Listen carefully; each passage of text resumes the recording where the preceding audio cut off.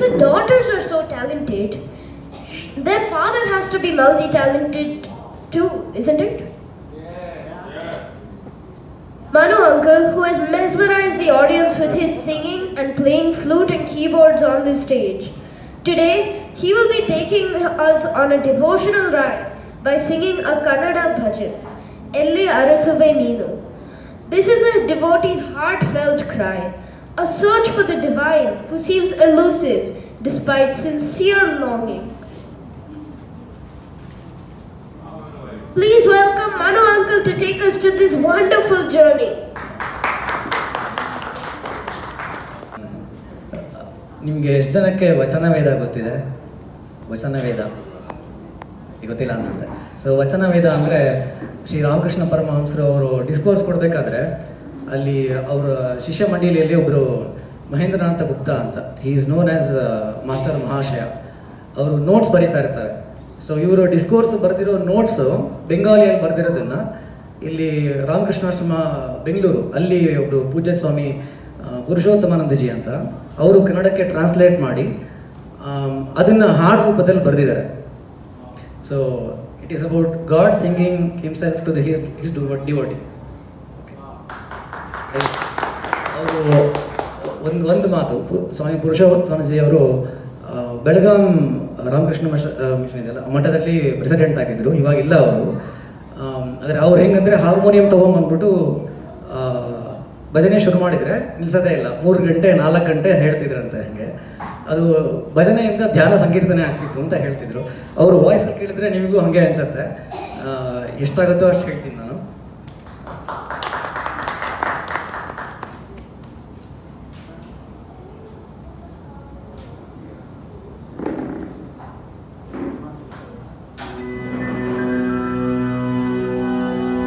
ಎಲ್ಲಿ ಅರಸುವೆ ನೀನು ಓ ನನ್ನ ಕಿಂಕರನೆ, ಎಲ್ಲಿ ಅರಸುವೆ ನೀನು ಓ ನನ್ನ ಕಿಂಕರನೆ, ನಿನ್ನ ಬಳಿಯೇ ನಾನು ವಾಸಿಸಿರುವೆ.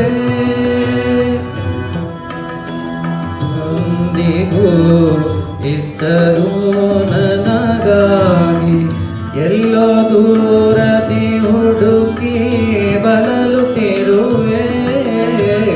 ಎಲ್ಲಿ ಅರಸುವೆ ನೀನು ಓ ನನ್ನ ಕಿಂಕರನೆ, ಎಲ್ಲಿ ಅರಸುವೆ ನೀನು ಓ ನನ್ನ ಕಿಂಕರನೆ, ಬಳಿಯೇ ನಾನು ವಾಸಿಸಿರುವೆ.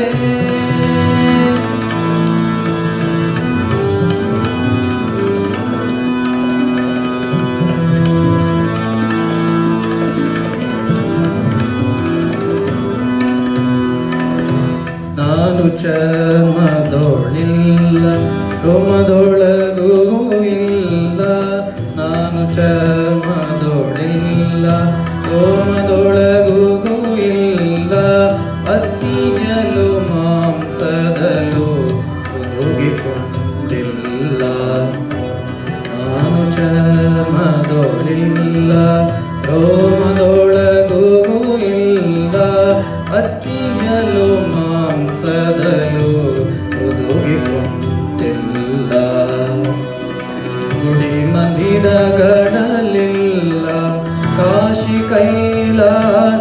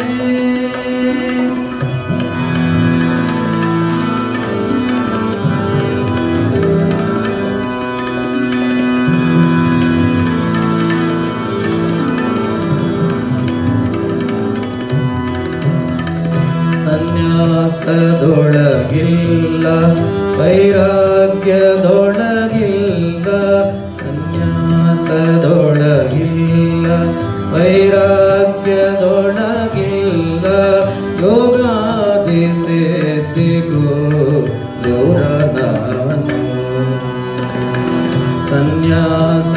ಸನ್ಯಾಸದೊಳಗಿಲ್ಲ ವೈರಾಗ್ಯದೊಳಗಿಲ್ಲ ಯೋಗಾದಿ ಸಿದ್ಧಿಗೂ ದೂರ ನಾನು ಶ್ರದ್ಧೆಯಲ್ಲಿರುವುದು ಅಲ್ಲಿ ಕೊನೆಯುವೆ ನಾನು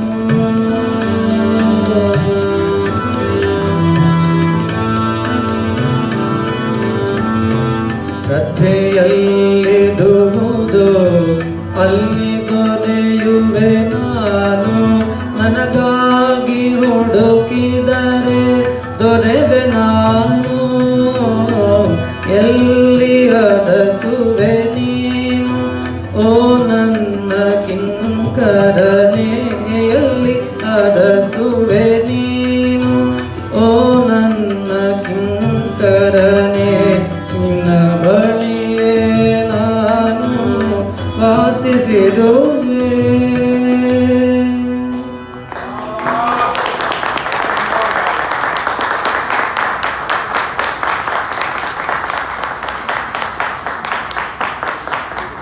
That was a very soothing performance, Manu uncle. Thanks again.